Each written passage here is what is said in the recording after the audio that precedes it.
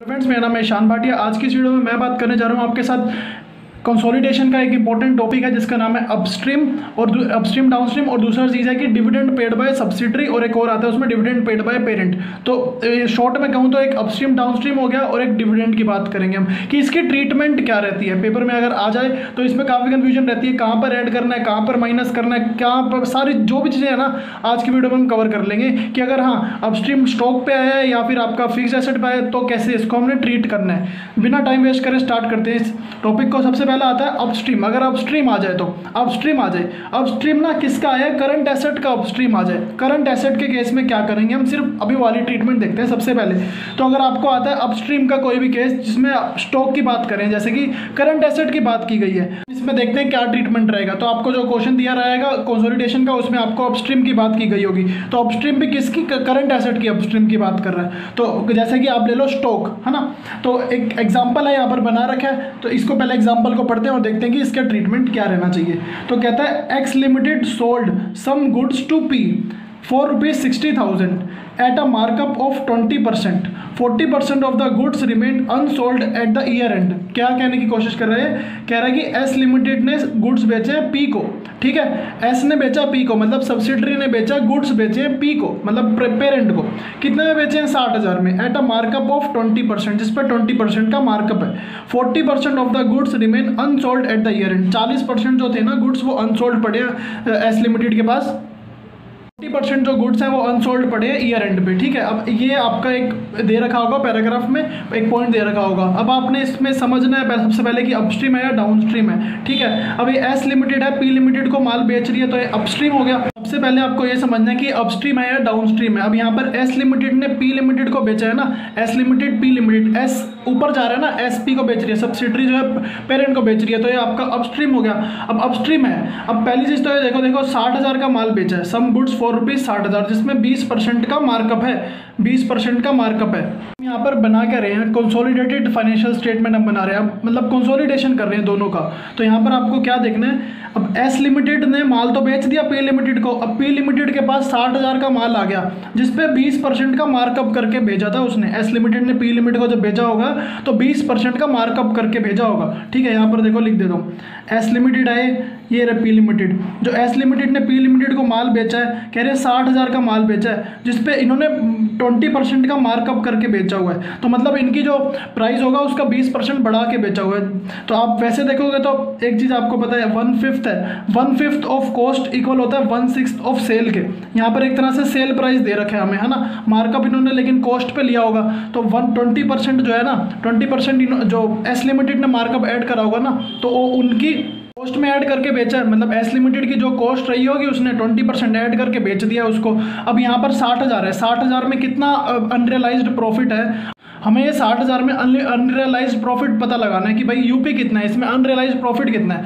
ये 60,000 में unrealised profit को मल्टीप्लाई करोगे 1/6 से पता लग जाएगा, सिंपल सी चीज़ है, ठीक है। तो एक तो चीज़ थी ये कि 1/6 से मल्टीप्लाई करना है, क्योंकि 60,000 जैसे आप देखोगे तो आप उसको 1/6 से करोगे, ये बहुत मैथ से छोटी सी ये आपको आती होगी। अब मैं आगे बढ़ता हूँ। सबसे पहली चीज़ क्या रहती है कि ट्रीटमेंट क्या रहेगी इसकी। सबसे पहली चीज़ जो आपको करनी है वो है कि सीना बनाते हैं हम सबसे पहले, राइट। सबसे पहले हम बनाते हैं सीना। तो अब जब कंसोलिडेशन फाइनेंशियल स्टेटमेंट बनाऊंगा मैं, statement of identifiable net asset, जब मैं इसमें statement of identifiable net asset बनाऊंगा, सीना बनाऊंगा, उसमें याद है आपको पोस्ट एक्विजिशन चेंजेस आते हैं। अब मैंने आपको इतना तो समझा दिया है कि देखो ये चीज़ है, इसमें अनरियलाइज प्रॉफिट कितना है, अनरियलाइज प्रॉफिट कितना है इसमें स्टॉक में, जो आपका stock lying at the year and है उसमें से आपको अनरियलाइज प्रॉफिट देखना है। 40% जो है पी के पास सामान पड़ा हुआ है, भाई एस लिमिटेड ने पी लिमिटेड को माल बेचा, पी लिमिटेड के पास सामान आ गया।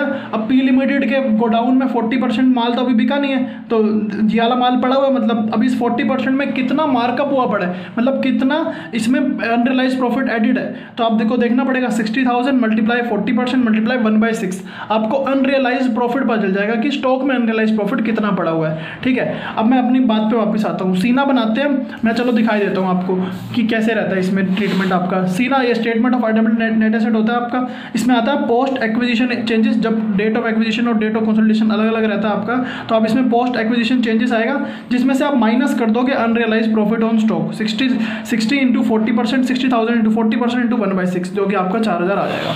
पहली ट्रीटमेंट तो आपको ये करनी है। ये स्पेसिफिक बता रहा हूँ मैं, स्पेसिफिकली अगर आपका ऐसा आता है ना अपस्ट्रीम और उसमें भी करंट एसेट की बात आती है, तो ये 4 चीज़ें हैं जो आपको करनी होंगी। पहली चीज़ मैंने आपको बता दी है क्या करना है आपको। सीना में पोस्ट एक्विजिशन चेंजेस में अनरियलाइज प्रॉफिट ऑन स्टॉक, जो भी अनरियलाइज प्रॉफिट रहेगा आप वो माइनस कर दोगे। मैंने आपको दिखा भी दी है। अरे स्टॉक की क्या बात कर रहे हो, करंट एसेट में कुछ भी आ जाए, करंट एसेट की बता रहा हूँ मैं, करंट एसेट में कुछ भी आ जाए ना, ट्रीटमेंट यही करनी है। 4 ट्रीटमेंट करनी है जो आपको नीचे लिख के दिखा रखी है मैंने, ठीक है।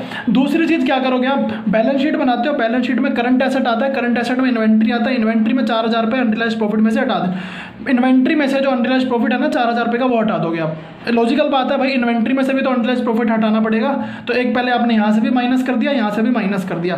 तीसरी चीज़ आती है P&L में। सोचो क्या करोगे, P&L में आप इसको खर्चे में दिखाओगे, कॉस्ट ऑफ सेल में दिखाओगे, वहाँ पर ऐड कर देना। मैं आपको दिखा देता हूँ P&L में कॉस्ट ऑफ सेल में आपको कैसे दिखाना होता है इसमें।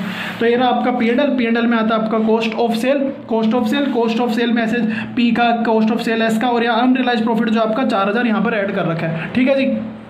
तो समझ आ रहा है कि कैसे P&L में इसका ट्रीटमेंट दिखाना है। एक्सपेंसेस में आता है कॉस्ट, जैसे यहाँ पर दिखा रहा है cost of cell point number 6 में आपका दिखा रखा है, यहाँ पर जो अनरियलाइज प्रॉफिट है वो 4,000 यहाँ पर हमने दिखा रखा है, ठीक है जी।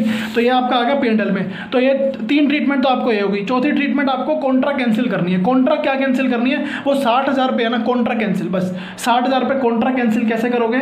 2 चीज़ें हैं। अब चौथी ट्रीटमेंट बता रहा हूँ मैं, P&L में ही खड़े हो, अभी आप P&L में पहुँच चुके हो। P&L में एक चीज़ तो ये करोगे, आपकी कॉस्ट ऑफ सेल में ऐड कर दोगे, ये सेपरेट चीज़ है, 4,000 रुपये वहाँ पर ऐड करोगे। और दूसरी चीज़ क्या करोगे, जो आपका रिवेन्यू फ्रॉम ऑपरेशन है वहाँ से 60,000 रुपये हटा देना।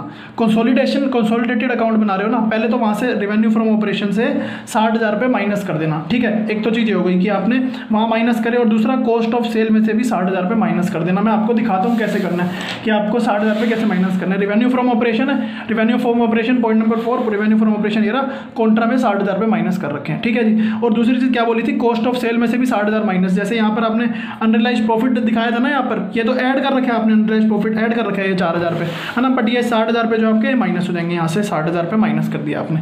तो ये 4 ट्रीटमेंट रहती है आपकी। तो ये 4 ट्रीटमेंट आपको करनी होगी। कब करोगे वाली चारों ट्रीटमेंट को, जब आपका स्टॉक की बात करेंगे। अनरियलाइज प्रॉफिट की तो हम बात कर ही रहे हैं, बट अपस्ट्रीम वाला अनरियलाइज प्रॉफिट, और वो भी किसका, करंट एसेट से रिलेटेड हो। तो ये तो मैंने एक एग्जांपल दिखाया आपको कि देखो स्टॉक का।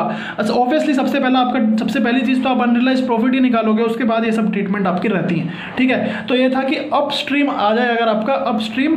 अब मैं बात करता हूँ आपके साथ, जो अपस्ट्रीम की हमने बात करी है ना, अभी हमने अपस्ट्रीम की किस केस में बात करी, हमने अनरियलाइज प्रॉफिट अपस्ट्रीम स्टॉक के केस में बात कर ली। अगर ये अपस्ट्रीम, देखो सब चीज़ें सेम रहे, स्टॉक के जगह पीपी हो जाए। अनरियलाइज प्रॉफिट की तो बात कर ही रहे हैं, उसकी बारी बारी बोलने की बात नहीं है कि अनरियलाइज प्रॉफिट है। मेन बात है कि ये अपस्ट्रीम है, तो यहाँ पर भी अपस्ट्रीम ले लेता हूँ मैं एग्जाम्पल में, कि अपस्ट्रीम ही है, इसको कर देते हैं आप। अब ये है अपस्ट्रीम, आपका अपस्ट्रीम है। यहाँ पर स्टॉक की बात करी थी, यहाँ पर मैं बात कर रहा हूँ एक करंट एसेट की, property plant and equipment current asset जो है आपका, उसकी बात कर रहा हूँ मैं अब, ठीक है। तो अब अपस्ट्रीम में ही अगर आपका फिक्स्ड एसेट का केस आ जाए तो कैसे इसको ट्रीट करोगे, वो बात करते हैं हम। ये देखते हैं क्या कहता है। कहता है at the start of year S transfer a machinery to P for ₹15,000, useful life 3 years, carrying amount 12,000 in books of S on transfer date. तो क्या कह रहा है कि भाई अपस्ट्रीम की बात कर रहा है पीपीई की। अपस्ट्रीम कैसे पता चल रहा है, at the start of year S transfer machinery to P, S ने ट्रांसफर करा है पी को। किसने, एस ने ट्रांसफर करा है पी को, तो अपस्ट्रीम हो गया। कितने में ट्रांसफर करा है, 15,000 में। तो यहाँ पर हम बना लेते हैं छोटा सा, यहाँ पर एस ने पी को ट्रांसफर करा है 15,000 रुपये में मशीनरी को ट्रांसफर करा है, जिसकी यूजफुल लाइफ है 3 years। Carrying amount books x, S की बुक में कैरिंग अमाउंट इसका था 12,000 रुपये, एस की बुक में इसका कैरिंग अमाउंट था 12,000, जिसने इसको 3,000 रुपये ऐड करके 15,000 में बेच दिया है। तो आप बताओ क्या करेंगे, ठीक है। तो इसमें ट्रीटमेंट क्या रहेगी आपकी, सबसे पहले तो आपको वही है अपना अनरियलाइज प्रॉफिट निकालना होता है। तो आपको ये देखना है सबसे पहले बुक वैल्यू कितनी है इसकी, 15,000 रुपये। 15,000 रुपये माइनस 15,000। देखो अब ये जो है ना मशीनरी एस से पी के पास आ गई है। अब पी ना तो कंसोलिडेटेड अकाउंट्स रहे हैं। अब पी क्या देख रहा है, मेरे पास जो मैंने मशीनरी खरीदी है, पी अपनी बुक्स में क्या देख रहा है कि मेरे पास तो बुक वैल्यू कितनी है, पी ने स्टार्टिंग में जब लिया होगा 15,000, उस पर डेप्रिसिएशन काट के कितना बचेगा ईयर एंड पे 10,000 रुपये, ठीक है जी। पी ने eight the start of the year लिया इस मशीनरी को, है ना। अब क्या है, अब वो देख रहा है कि अब ईयर एंड पे कितनी बुक वैल्यू पे कितनी बुक वैल्यू है, तो 15,000 डिवाइड बाय 3 × 1, ये आपका डेप्रिसिएशन काट के अपना 10,000 आ गया। अच्छा, अब मुझे वैल्यू बताओ अगर ये ट्रांसफ़र ना हुआ होता तो क्या कह रहा है, अब मुझे वैल्यू बताओ अगर ये ट्रांसफ़र ना हुआ होता तो ट्रांसफ़र ना होता तो 12,000 पे डेप्रिसिएशन लगता, जो कि आपका रहता 8,000 बुक वैल्यू। तो ये जो 2,000 है ना, ये है आपका अनरियलाइज्ड प्रॉफिट। सिंपल सी चीज़ है ये, तो भाई लॉजिकल सी बात है। वैसे देखें तो बुक वैल्यू पी की बुक में इतना है, अगर ट्रांसफ़र ना होता तो एस की बुक में कितना आता है 8,000, तो ये 2,000 क्या है आपका ईयर एंड पे देखें तो ईयर एंड पे आप अगर देखोगे तो 2,000 पे आपका अनरियलाइज प्रॉफिट। ठीक है जी, ये बात तो हमने निकाल ली कि भाई अनरियलाइज प्रॉफिट कितना है। अब आपको याद है, चलो इसका छोड़ो, मैं वैसे ही बात कर रहा हूँ आपके साथ कि अभी हमने जो स्टॉक देखा था, स्टॉक के केस में क्या क्या ट्रीटमेंट करनी होती थी। सबसे पहले सीना जो बनाते थे आप, statement of identifiable net asset, उसमें से पोस्ट एक्विजिशन चेंजेस में माइनस कर देते थे जो भी आपका ये अनरियलाइज प्रॉफिट रहा होता था। और दूसरी चीज बैलेंस शीट बनाते थे, बैलेंस शीट में करंट एसेट में इन्वेंट्री में भी माइनस, P&L में क्या करते थे आप, कॉस्ट ऑफ सेल में ऐड कर देते थे। अब यहाँ पर देखो क्या कर रखा है, सीना बना रखा है, सीना में पोस्ट एक्विजिशन चेंजेस में माइनस कर रखा है 2,000। बैलेंस शीट में ऑब्वियसली अब ये फिक्स एसेट तो profit property plant and equipment में जाके माइनस कर देंगे 2,000। और तीसरी चीज P&L में क्या करते थे, ऐड। यही 3 चीजें मैंने अभी आपको दिखाई है वहां से। चौथी चीज नहीं करनी यहाँ पर, चौथी चीज का कोई रेलेवेंस नहीं है, यहाँ पर 3 चीजें करनी है। यहाँ पर ऐड कर दिया आपने 2,000 पे, अदर एक्सपेंसेस में ऐड करना है। वहां पर कॉस्ट ऑफ सेल में ऐड करते थे, यहाँ पर कहाँ पर ऐड करोगे, अदर एक्सपेंस में। ठीक है जी, तो 2 चीजें समझ आ गई। अब आपको अपस्ट्रीम का मैंने केस समझा दिया। अगर अपस्ट्रीम का केस आ गया, अब डरने की बात नहीं है। अपस्ट्रीम का केस आएगा तो आपको ये 2 ट्रीटमेंट करनी है, वो आपको देखना पड़ेगा। स्टॉक के केस में आया, प्रॉपर्टी प्लांट एंड इक्विपमेंट है, तो दोनों में से कोई भी केस आ जाए तो अपस्ट्रीम से आप डील कर सकते हो। अब मैं बात करना चाहता हूं आपके साथ डाउन स्ट्रीम के बारे में कि डाउन स्ट्रीम के केस में क्या करना है। तो अब देखते हैं हम डाउन स्ट्रीम वाला केस। तो अनरियलाइज प्रॉफिट की बात कर रहे हैं, बट डाउन स्ट्रीम की बात कर रहे हैं। अब डाउन स्ट्रीम वो भी पहले स्टॉक की बात करते हैं कि स्टॉक में क्या करना है। तो पहले देख लेते हैं एग्जांपल में क्या कहता है, P made sale to L, P ने एल को सेल करा है, मतलब आप एल नहीं एस मान लो, कोई दिक्कत थोड़ी है उसमें, डाउन स्ट्रीम है बस ये। ठीक है, इसको एस मान लो। ठीक है, at a selling price of 6 lakh रुपए during the year, not all goods have been sold externally by the year end, the profit element included in as closing stock inventory was 30,000। वहां पर भी देखा था कि यही बात वहां पर कर रहा था कि भाई क्लोजिंग स्टॉक की, है ना। चलो पहले एक बार मैं समझा देता हूँ इसको। पी ने सेल करी है एस को, अब क्या हो रहा है, उल्टा हो रहा है। पी जो है वो एस को सेल कर रहा है, कितने का सेलिंग प्राइस है, 6 लाख रुपए का सेलिंग प्राइस है। इस लाइन को इग्नोर करो, नॉट ऑल गुड वाली। ये कहता है the profit element included in the S closing stock, S का जो भी क्लोजिंग स्टॉक है उसमें 30,000 पे इन्होंने तो अनरियलाइज प्रॉफिट निकाल के ही दे रखा है। क्या यही बात वहां पर भी की गई थी कि अनरियलाइज प्रॉफिट जो अनसोल्ड स्टॉक में 40% ऑफ द गुड्स, मतलब 40% ऑफ द जो क्लोजिंग स्टॉक है, मतलब जब भी आप गुड्स की बात करते हैं तो क्लोजिंग स्टॉक देखना होता है। एक तरह से ये मैं कंक्लूड कर सकता हूं कि भाई 40% of the goods remain unsold, तो हमने इसका 40% कर दिया था ना कि भाई जो अनसोल्ड बचा उसमें से कितना अनरियलाइज्ड प्रॉफिट है ना, तो उसको देखना होता है हमें। अब आगे देखते हैं क्या कहते हैं। इतना तो समझ आ गया कि 30,000 पे अनरियलाइज्ड प्रॉफिट है। अब डाउन स्ट्रीम की बात कर रहे हैं हम। ठीक है, डाउन स्ट्रीम, अप स्ट्रीम वाला केस होता तो हमें पता है क्या क्या करना था। अब डाउन स्ट्रीम हो तो क्या करना है, सबसे पहली चीज आती है आपकी अदर इक्विटी। अब यहाँ पर हमें निकालने की जरूरत नहीं है, इन्होंने 30,000 पे निकाल के दे रखा है। ठीक है, निकालना भी होता तो कोई बड़ी बात नहीं है। सबसे पहले आप जब निकालते हो ना वर्किंग नोट में कैलकुलेशन ऑफ अदर इक्विटी, वहां से करना है आपको जो भी अनरियलाइज्ड प्रॉफिट है माइनस। कैसे करना है ये देखो, दिखा देता हूँ आपको। यहाँ पर आप निकालते हो गुडविल, निकालते हो सीना बनाते हो, यहाँ पर statement of identified net asset goodwill का भी बनाते हो, कैलकुलेशन ऑफ गुडविल। उसके बाद आप यहाँ पर एनसीआई का कैलकुलेशन करते हो, अदर इक्विटी का कैलकुलेशन करते हो, जिसमें से अनरियलाइज्ड प्रॉफिट को करना होता है माइनस। डाउन स्ट्रीम वाले केस की बात कर रहा हूँ। ठीक है, तो वो भी स्टॉक की। तो यहाँ पर क्या करना है, सबसे पहले अदर इक्विटी में माइनस कर देना जो भी आपका अनरियलाइज्ड प्रॉफिट है। दूसरी चीज आती है, सबसे पहली चीज तो ये कर दोगे, अनरियलाइज्ड प्रॉफिट का ट्रीटमेंट बता रहा हूँ। सबसे पहली ट्रीटमेंट आपकी यहाँ पर रहेगी, इसके पहले कोई ट्रीटमेंट नहीं है इसकी। ठीक है, डाउन स्ट्रीम वाले केस में। ठीक है, डाउन स्ट्रीम वाले केस में अब आते हैं नीचे, कहता है बैलेंस शीट बना रहे हैं। बैलेंस शीट में इन्वेंट्री आता है आपका, इन्वेंट्री में भी माइनस कर दोगे। बैलेंस शीट में आता है इन्वेंट्री, इन्वेंट्री से भी आप ये जो है हटा दोगे। क्या हमने वहां पर भी यही करा था, बैलेंस शीट में इन्वेंट्री से हटाया था, वहां पर भी यही करा था। ठीक है, वहां पे पहला ट्रीटमेंट तो सीना में था और दूसरा ट्रीटमेंट बैलेंस शीट में था। ठीक है, और तीसरा P&L में। यहाँ पर क्या है, पहला ट्रीटमेंट आपका अदर इक्विटी में रहेगा जिसमें से माइनस कर दोगे आप 30,000 पे, फिर बैलेंस शीट में से भी माइनस कर दोगे और P&L में ऐड कर दोगे। सिमिलर है ना वैसा ही, बस क्या फर्क है, पहला वहां पर अदर इक्विटी में था और डाउन स्ट्रीम में जो है आपका अदर इक्विटी में करते हो, और अगर अपस्ट्रीम होता है तो पहला आप सीना में करते हो। ठीक है, अब वापस आते हो यहाँ पर। तो ये 3 चीजें हो गई, जितना भी आपका अनरियलाइज्ड प्रॉफिट है उसकी बात कर रहे हैं। अब चौथी चीज में कॉन्ट्रा कैंसिल, याद है वहां पर भी कॉन्ट्रा कैंसिल करा था, रेवेन्यू फ्रॉम ऑपरेशन से माइनस माइनस और कॉस्ट ऑफ सेल से माइनस। कैसे किया था वो मैं दिखा चुका हूँ आपको। रेवेन्यू फ्रॉम ऑपरेशन होता है, उसका वर्किंग नोट बनाते हो, वर्किंग नोट में जाके आप 6 लाख रुपये माइनस कर देना, जितने का सेल हुआ है वो माइनस करना है, selling price. Cost of sale होता है, कॉस्ट ऑफ सेल का भी आप वर्किंग नोट बनाते हो, उसमें से भी आप माइनस कर दोगे इसको। तो ये था आपका डाउन स्ट्रीम वाला केस। तो अगर आपका स्टॉक में अब अपस्ट्रीम आ जाए या डाउन स्ट्रीम आ जाए, मतलब करंट एसेट में, आपको तो दोनों ट्रीटमेंट अब आती है। अब एक लास्ट बात करनी रहती है जिसमें आपका रहता है कि पीपीई अगर डाउन स्ट्रीम है तो पीपीई डाउन स्ट्रीम। अब ये मैंने बात करी ना यहाँ से आपको कि भाई डाउन स्ट्रीम है स्टॉक का, लेकिन अगर मैं कह रहा हूँ स्टॉक की जगह प्रॉपर्टी प्लांट एंड इक्विपमेंट होता है तो क्या करते हैं आप, तो देखते हैं वही क्या ट्रीटमेंट रहता है। पहले इसको रीड कर लेते हैं, क्या कहता है। At the start of the year P transfer of machinery to S for 15,000 रुपये, useful life 3 years, carrying amount 12,000 in the books of P on transfer date. Same है जैसे अभी सिमिलर सा केस है जैसे अभी देखा था हमने, बस फर्क क्या है, यहाँ पर पी ने एस को ट्रांसफर किया है, 15,000 रुपये में ट्रांसफर करा है, लेकिन एक्चुअल में जो पी की बुक में था ना वो 12,000 था। तो समझ आ रहा है डाउन स्ट्रीम में नीचे की तरफ है, ठीक है। अब सबसे पहले क्या है ट्रीटमेंट इसकी क्या रहनी है, सबसे पहले कैलकुलेट करोगे अनरियलाइज्ड प्रॉफिट, वही तरीका है जैसे अभी निकाला था, 2,000 ही आएगा, सेम ही आएगा, बट ट्रीटमेंट क्या करनी है इसकी, क्योंकि ये डाउन स्ट्रीम का केस है। तो सबसे पहले आपकी कहाँ रहेगी, अदर इक्विटी में। अदर इक्विटी में क्या करोगे, माइनस।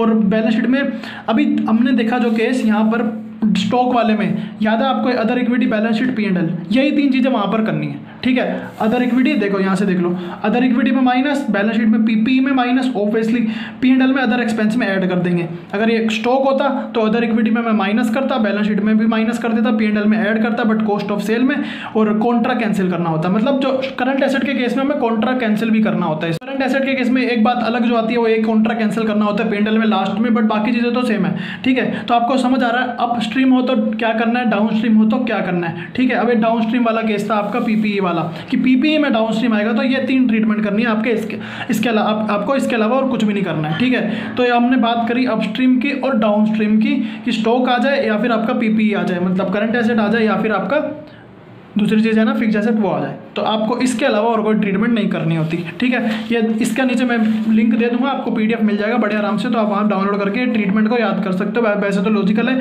बट इसमें दिक्कत आती है पेपर में कि भाई कहाँ पर ऐड करना है, कहाँ पर माइनस करना है, कितना अमाउंट ऐड करना है। अमाउंट बिल्कुल ध्यान से देखना, इसको दोबारा भी देखोगे, यहाँ पर 4-4 हज़ार की बात करिए पहले 3 स्टेप में, फिर 6 लाख रुपये की 60,000 की बात की गई थी, ठीक है। तो एक जरूरी बात तो ये थी जो कि हो गई हमारी पूरी, इसको रख देते हैं साइड पे। अब आ जाते हैं हम डिविडेंड पेड पर।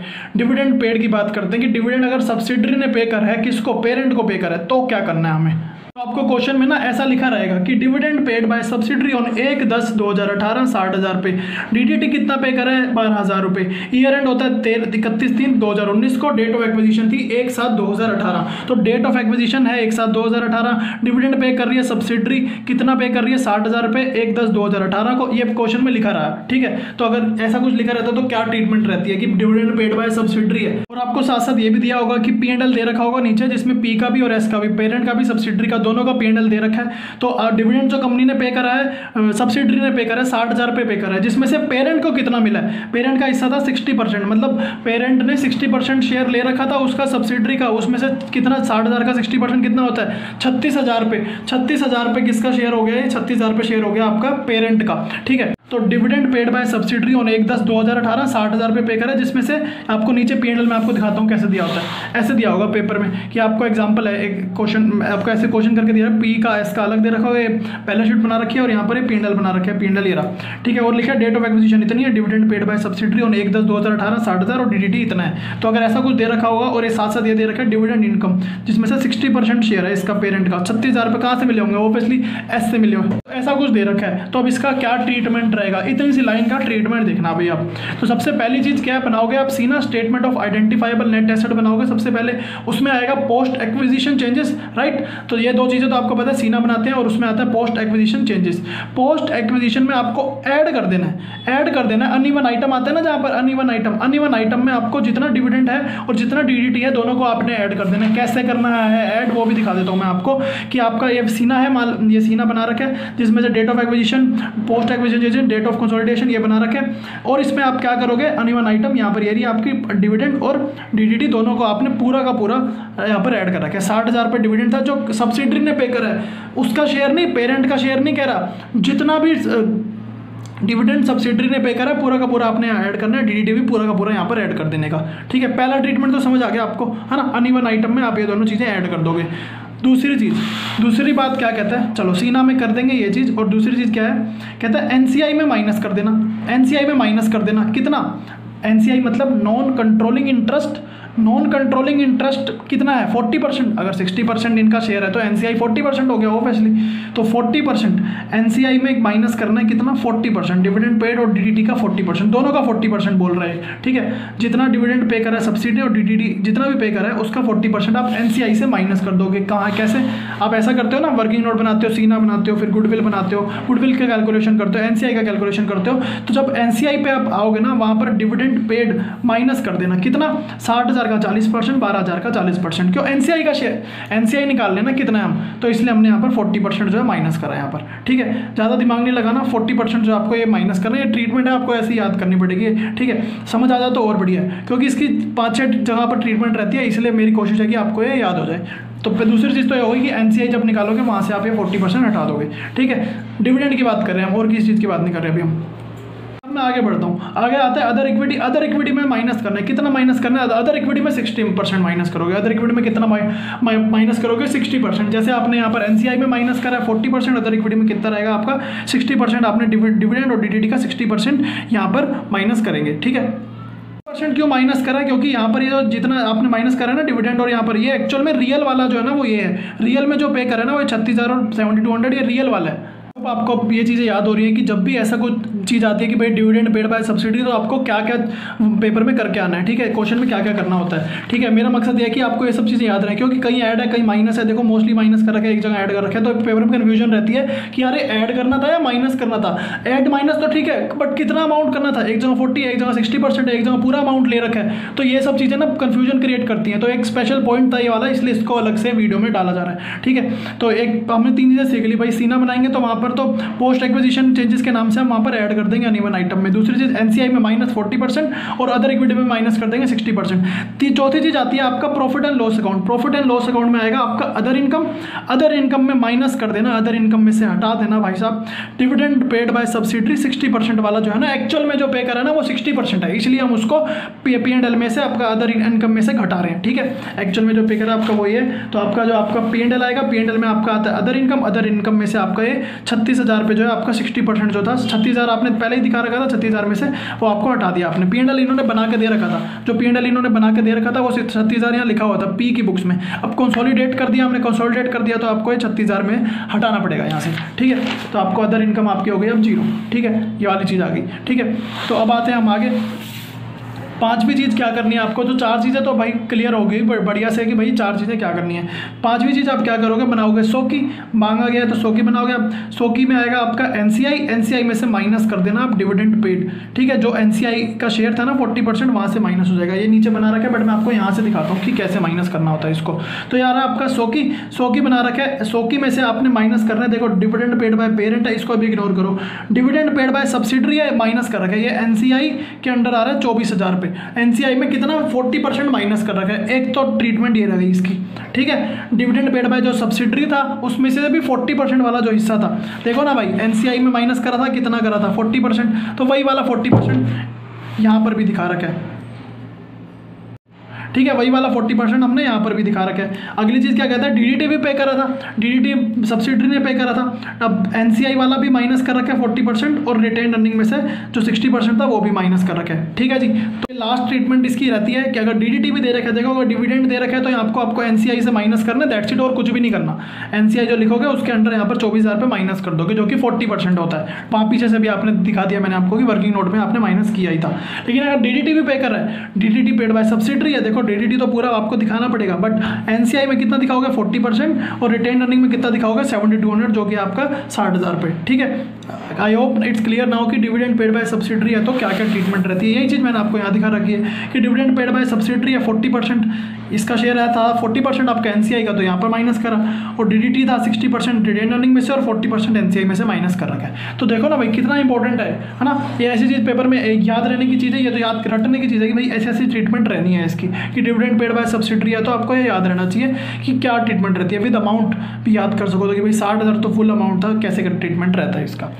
एक और चीज़ में लास्ट में एक और पॉइंट मैंने आपके लिए लिख रखा है यहाँ पर कि भाई पेरेंट ने डीडीटी पे करा तो क्या करना है, पेरेंट ने पे करा डीडीटी तो क्या करना है। मान लेते हैं कि आपको एग्जाम्पल में क्वेश्चन में आपको ऐसे बना के 100 की दे रखा है, पी लिमिटेड का 100 की दे रखा है, ठीक है। तो क्या है आपका डिविडेंड पेड कितना है वो दे रखा है, इसने डीडीटी पे कितना करा है पेरेंट ने वो भी दे रखा है, तो क्लोजिंग बैलेंस ये यहाँ पर इसका आ रहा है, ठीक है। अब इसका ट्रीटमेंट क्या करना है, ट्रीटमेंट बता रहे हैं, मतलब सोल्यूशन है। अब ये सोल्यूशन है, सोल्यूशन क्या है, सोल्यूशन में आपका आएगा 100 की, अगर ऐसा केस दे रखा है तो बता रहा हूँ क्या करना है। मेन आपका वही था डिविडेंड पेड बाय सब्सिडरी, लेकिन ये भी आ सकता है वही पेपर में, अगर ऐसा कुछ आ गया तो डिविडेंड पेड दे दिया उन्होंने कि भाई डिविडेंड पेड बाय पेरेंट, ये तो चलो 100 की फॉर्म में बता रखा है, लेकिन नॉर्मल बोल दे कि dividend paid by parent 2 lakh रुपए और 3,28,000 रुपये डीडीटी पे करें तो क्या करोगे आप, तो वो ट्रीटमेंट बता रहे हैं कि भाई आपने एक तो जो आप रिटेन्ड अर्निंग है, रिटेन्ड 100 की बनाओगे जब आप 100 की बनाओगे जब आप उसमें रिटेन्ड अर्निंग आता है, रिटेन्ड अर्निंग में आपको डिविडेंड पेड बाय जो पेरेंट है वो माइनस कर दोगे, साथ साथ जो डीडीटी पे कर है वो भी माइनस कर देना, एज सिंपल एज दैट। इसमें तो कोई झंझट है नहीं, मैं दिखा देता हूँ यहाँ से भी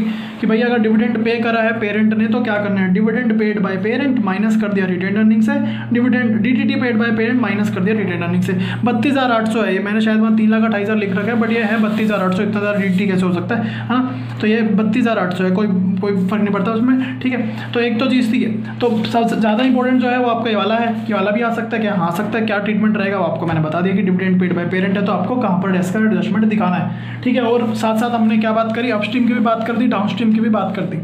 बात करते हैं आज की वीडियो को, मकसद यही था कि आपको ये जो पेपर में आ जाए अगर अपस्ट्रीम डाउनस्ट्रीम या डिविडेंड पेड, तो इसमें आपकी गलती ना हो, क्योंकि ज़्यादा चांसेस इसी चीज़ में रहते हैं गलती के हो। जस्ट वांट कि इस टॉपिक में आपकी कोई गलती ना हो। अगर आप चाहते हैं कि ऐसे वाली शॉर्ट वीडियोस और भी आपको मिलती रहें किसी और टॉपिक्स पे, या फिर भी किसी भी और भी कैसे भी पॉइंट पे, आप मुझे कमेंट सेक्शन में बता सकते हो कि हाँ कौन सा टॉपिक है, कौन सा भी मतलब कैसा भी पॉइंट हो, आप मुझे नीचे बता देना कि हाँ इस पर ऐसा सिमिलर टाइप की वीडियो इस टॉपिक पर्टिकुलर टॉपिक पर मिल जाए तो क्या बात है ना। तो यही समाप्त करते हैं आज की वीडियो को। अगर आपको वीडियो पसंद आई है तो लाइक जरूर करना, और सब्सक्राइब नहीं किया तो अभी के अभी सब्सक्राइब कर लो, आपको ऐसे वाली वीडियोस आप मिलती रहेंगी आगे चल के, ठीक है। द वेरी बेस्ट, मिलते हैं हम अपनी नेक्स्ट वीडियो में, ये मैं आपको नीचे डिस्क्रिप्शन में दे दूंगा, ठीक है। इसकी टेंशन ये है, इसकी मैं आपको नीचे डिस्क्रिप्शन में दे दूंगा, ओके जी। अगर आपको जेन्युइनली वीडियो पसंद आई है तो आप लाइक और सब्सक्राइब करना बिल्कुल मत भूलेगा, और कमेंट सेक्शन में मुझे बताना जरूर कैसी लगी वीडियो।